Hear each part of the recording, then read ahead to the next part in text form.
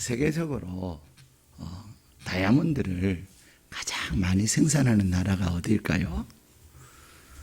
그리고 또 다이아몬드 하면은 가장 알아주는 나라가 어디일까요?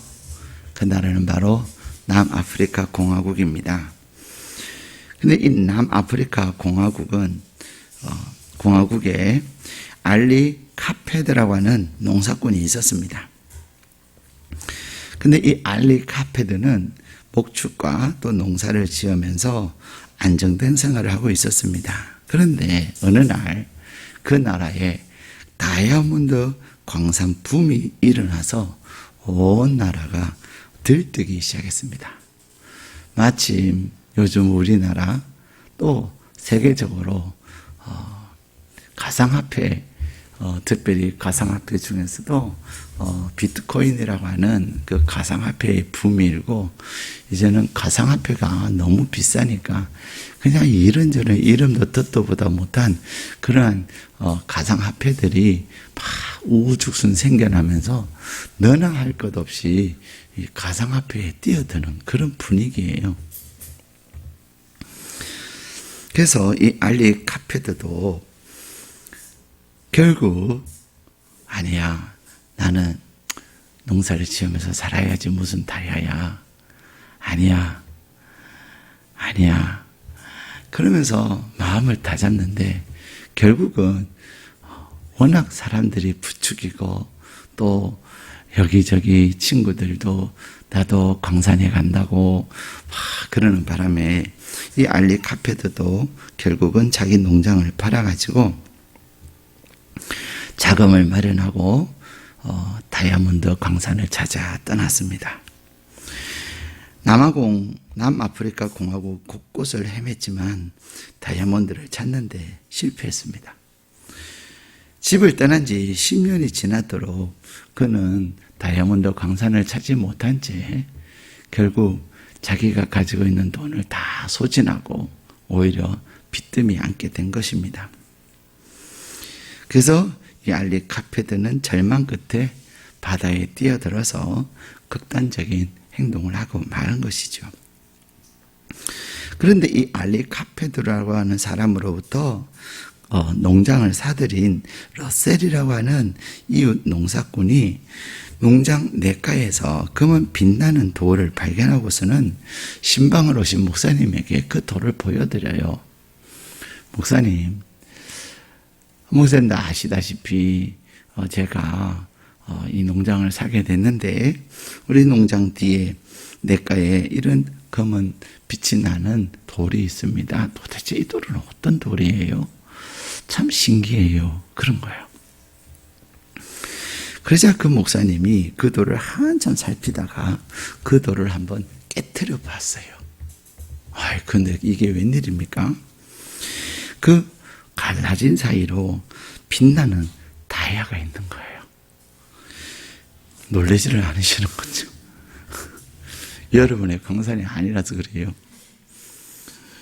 그 돌을 준 냇가로 가봤더니 그곳은 살짝만 봐도 거기에 다이아몬드가 나온다는 것을 알게 된 것입니다. 그래서 결국 그곳이 세계에서 가장 아름다운 다이아몬드 광산으로 유명한 골곤다라고 하는 그러한 광산입니다. 이 골곤다라고 하는 이 광산이 다이아몬드 광산 중에서 제일 유명한 광산이에요. 이란의 전 탈레비 왕비가 쓴 왕관에 달린 국보 1호 다이아몬드가 바로 이 골곤다 광산에서 나왔고요. 그리고 영국 왕실이 보유하고 있는 다이아몬드 역시 그 골곤다 광산에서 나온 다이아몬드예요. 세계에서 가장 가치 있고 가장 귀한 다이아몬드는 다른 곳이 아니었습니다. 바로 알리 자신의 농장 뒤 시냇가였습니다. 이 이야기는 우리에게 전해주는 중요한 그런 의미가 있습니다. 무엇입니까? 보석은 멀리 있는 것이 아니라는 거예요. 죽은 알리 카페드의 농장 뒷뜰에 그 보석이 있었던 것처럼 저와 여러분이 찾아 헤매는 그 보석은 먼데 있는 것이 아니라는 사실입니다. 우리 너무 가까이에 그 보석이 있습니다. 그 보석은 어디에 있습니까? 여러분의 손 안에 있습니다. 가끔 도사들이 그런 이야기를 하잖아요. 내 손 안에 있어이다. 여러분의 손에 이 보석이 있음에도 불구하고 이 알리 카페드처럼 보석이 있는지 모른다는 사실이 여러분을 정말로 안타깝게 만드는 거예요. 내 손에 보석이 주어져 있음에도 불구하고 내 손에 보석이 들려져 있음에도 불구하고 자꾸만 이거는 아니야, 이거는 아니야 하면서 그 보석을 찾아 헤매고 다니는 거예요. 여러분 손에 쥐어진 그 보석이라는 것이 무엇입니까? 바로 하나님의 말씀입니다. 시편 기자는 시편을 시작하면서 그렇게 얘기합니다. 복 있는 사람은 시절을 조절하고 가시를 맺으며 그 잎사귀가 마르지 아니함 같다. 그렇게 말씀하고 있습니다. 그런데 저와 여러분은 모두 복 있는 사람이에요. 믿으십니까? 저와 여러분은 모두 복이 있는 사람이에요. 이렇게 복이 있는 사람이라고 말씀을 들어도 아니에요. 목사님, 나는 진짜 박복한 놈이에요. 나는 박복한 여예요. 그러시면 어쩔 수가 없어요. 그렇게 사세요. 근데 여러분이 진짜 여러분의 복이 없다고 생각하고 세상에 나는 부모의 복도 없고 자식의 복도 없고 친구의 복도 없고 나처럼 복도 이렇게 없는 인간이 있으면 나오라고 하는 사람은 저를 찾아오세요. 제가 여러분이 얼마나 복이 많은 사람인지 제가 알려드리도록 하겠습니다. 그런데 저를 찾아하지 않아도 여러분의 마음에 믿음만 있으면 여러분이 얼마나 대단한 복 있는 사람인지 알게 돼요. 여러분의 손에 쥐어져 있는 그 하나님의 말씀은 그 말씀이 천지를 지은 말씀이에요. 여러분에게 그 말씀을 주신 이유는 여러분들로 하여금 이제는 창조적 삶을 살면서 살으라고 주신 약속이에요. 하나님께서 말씀으로 천지를 창조하셨듯이 하나님은 이제 하나님의 대행자인 여러분을 통해서 이 세상을 창조하기를 원하시는 거예요. 누구를 통해서요? 여러분을 통해서. 하나님의 자녀인 여러분을 통해서 하나님은 이제 이 세상을 아름답게 창조하기를 원하시는 겁니다. 우리는 가끔 그런 이야기를 합니다. 하나님, 제발 이 세상 좀 아름답게 해주세요. 하나님, 정말 이 세상이 왜 이 모양 이 꼴입니까? 라고 이야기할 때마다 하나님은 여러분에게 뭐라고 말씀하실까요? 이미 아름다운 세상은 너에게 주었다. 이제 너를 통하여 창조하기만 하면 된다 말씀하시는 거예요. 창세기 1장에는 흑암이 캄캄했는데 그 캄캄한 흑암 가운데서 하나님께서 말씀으로 빛을 창조하시고 흑암이 무질서했던 그 우주 공간 속에서 하나님은 말씀으로 이렇게 질서를 세워 가셨어요. 물과 묻을 나누셨다니까요. 물과 묻이 뒤섞여 있는 그 상황을 한번 생각해 보셔요. 물이 있는 곳에는 물이 있어야 되는데 물이 있는 곳에 그냥 흙으로 가득 차 있고 묻이 땅에 육지에 물로 가득 차 있으면 그것만큼 혼돈스러운 것이 없을 거예요. 그런데 그 모든 것을 하나님은 말씀을 통해서 창조하셨어요. 하나님께서 이 세상을 창조하신 그 말씀이 바로 다른 말씀이 아니라니까요. 여러분의 손에 쥐어진 이 살아계신 하나님의 말씀입니다. 이 살아계신 하나님의 말씀, 살아계신 하나님의 이 약속, 이것을 통해서 하나님은 이제 우리를 통하여 하나님을 대신하는 자로서 이 세상을 창조해 가기를 원하시는 거예요. 우리는 자꾸만 좋은 곳, 그냥 편안한 곳, 문제가 없는 곳, 어려움이 없는 곳, 쉬운 사람, 편한 사람, 이런 것만 찾아요. 그런데 하나님은 그런 곳은 이 세상 아무리 어디에도 눈 씻고 봐도 없단다. 너가 있는 그곳이 바로 그런 곳인데 너가 있는 그곳을 그렇게 창조해야 되느니라 말씀하고 계시는 것입니다. 오늘 저와 여러분에게 주신 이 본문의 말씀에 보면은 하나님께서 말씀하신 이 본문에는 두 종류의 사람이 나옵니다. 한 부류는 어떤 사람이에요? 저주 가운데 있는 사람이에요. 우리 5절 말씀 같이 읽겠습니다. 시작. 여호와께서 이와 같이 말씀하시니라.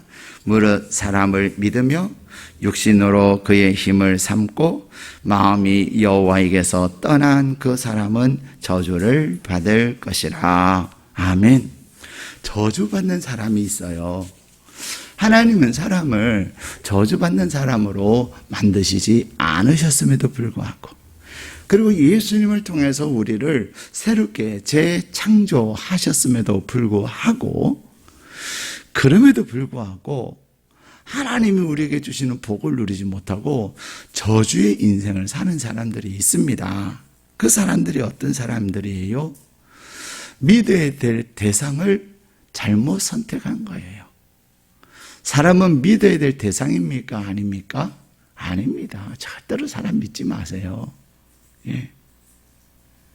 사람은 믿음의 대상이 아니라, 믿어야 될 대상이 아니라 사랑해야 될 대상입니다. 그런데 사람을 믿어요. 더 나아가서 자기 자신을 힘으로 삼는 사람이에요. 우리가 힘이 있으면 얼마나 힘이 있겠습니까? 가끔 사람들이 나는 나를 믿는다. 내가 얼마나 건강한 줄 아느냐. 이 몸으로 나는 100세를 살아. 그런 사람들 보면은요, 자기 힘에 자기가 죽어요. 자기 힘을 의지하다가 어느 날 자기 힘에 자기가 망한다니까요.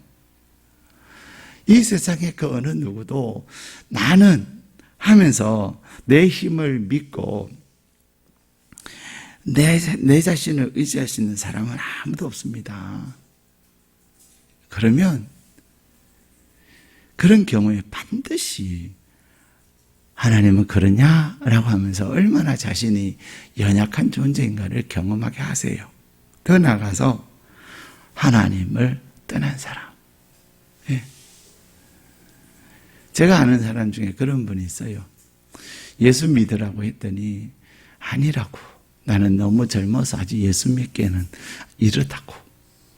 이 좋은 세상 좀 더 즐겁게 살다가 내가 나이가 많으면 그때 내가 예수 믿겠다고, 교회 다니겠다고, 그런 사람이 있었어요. 그럴까요, 여러분? 우리는 이 세상이 참 좋아 보입니다. 그런데 하나님은 더 좋아요. 하나님은 더 좋아요. 이 세상이 아름다워 보입니다. 그런데 하나님 안에서 발견한 이 세상은요, 더 아름다워요. 내가 하나님 안에서 나를 발견하고 하나님 안에서 이 세상을 바라볼 때 진정한 가치와 의미가 있는 것입니다. 그런데 하나님은 사람을 믿고 자기 육신을 의지하고, 그리고 심지어 나는 하나님 없어도 돼. 나는 하나님보다 이게 더 좋아. 라고 하는 사람들을 뭐라고 말합니까? 저주의 인생이다. 이렇게 말해요.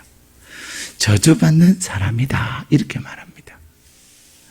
똑같은 세상을 사는데 어떤 사람은 저주를 받으면서 살아요. 참 안 되지 않았어요? 근데 똑같은 똑같은 인생을 똑같은 세상에서 똑같은 인생을 사는데 그 사람은 어떻습니까? 복을 받아요. 제가 서두에도 말씀드린 것처럼 그 알리라고 하는 사람은 자기 농장에 농장을 관통하여 흐르는 그 시냇가가 세계에서 가장 아름다운 다이아몬드 광산이 있다는 것을 몰랐다니까요. 얼마나 기가 막혀요. 그리고는 결국 그는 극단적인 행동을 했습니다. 근데 어떤 사람은 그 사람에게서 그 땅을 얼마나 헐값에 샀겠어요. 헐값에 산 그 사람은 그곳에서 무엇을 발견합니까? 세계 최고의 품질을 자랑하는 다이아몬드를 발견했다는 거예요. 그것은 그냥 지나가는 이야기가 아닙니다. 그 이야기가 우리에게 시사하는 바는 오늘 본문에서 우리에게 말씀하시는 것과 똑같은 것을 말씀하고 계세요. 하나님은 어떤 사람이 복을 받는다고 말씀하십니까? 하나님을 의지하고 하나님을 의뢰하는 자. 예? 우리가 지혜 있으면 얼마나 지혜가 있겠어요. 우리가 똑똑하면 얼마나 똑똑하겠어요. 우리가 힘이 있으면 얼마나 힘이 있겠습니까?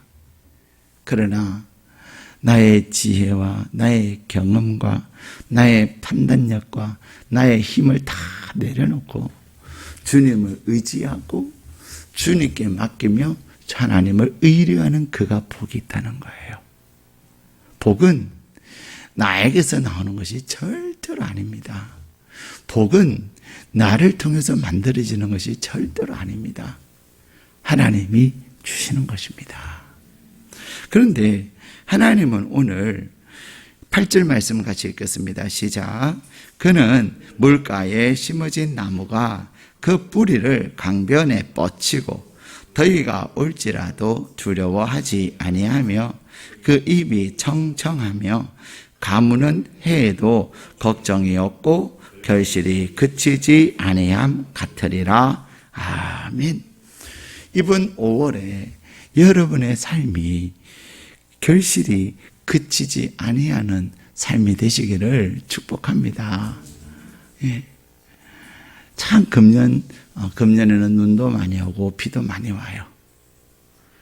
그래서 농부들의 마음이 그 어느 해보다도 편하고 기뻐요. 네. 시름이 별로 없어요, 농부들이. 그런데 그럼에도 불구하고 이렇게 비가 많이 내려주고 그럼에도 불구하고 태풍을 하는 사람이 있는가 하면은 정말로 죄송하고 그렇게 되면 안 되겠지만 그 가운데도 망하는 사람이 있어요. 희한하죠? 분명히 망하는 사람이 있어요. 이제 몇 달 지나 보세요. 갈아엎었다는 사람이 나옵니다. 갈아엎었다는 뉴스가 나옵니다.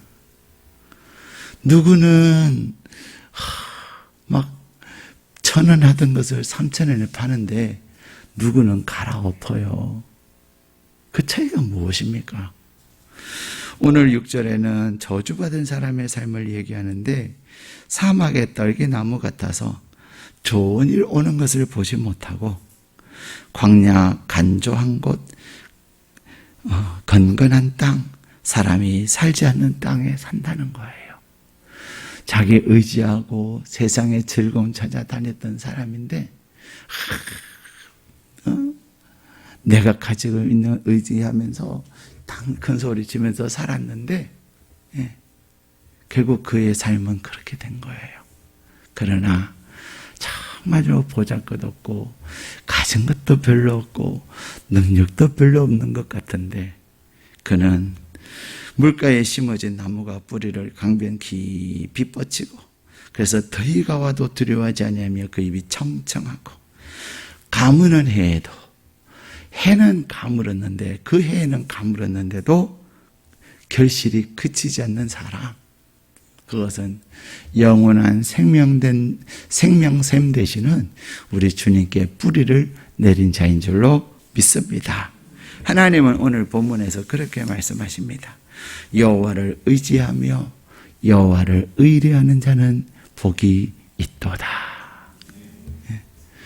5월에 결실이 그치지 아니하는 여러분이 되시기를 축복합니다.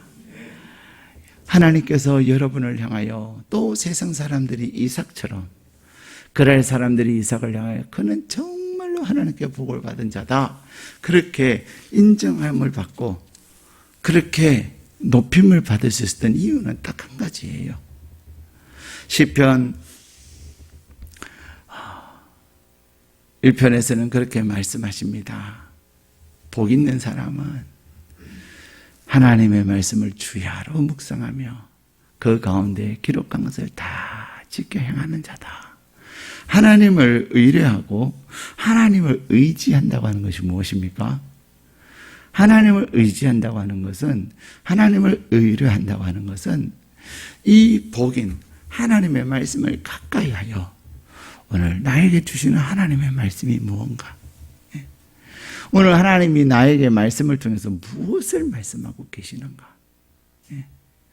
말씀은 공부하는 책이 아니에요. 말씀은 은혜 받고 내가 믿고 순종하는 책입니다. 가끔 사람들이 그런 이야기를 합니다. 한국 교회를 정말 어렵게 만든 것이 있다. 그게 뭐냐면 제자 훈련이라는 거예요.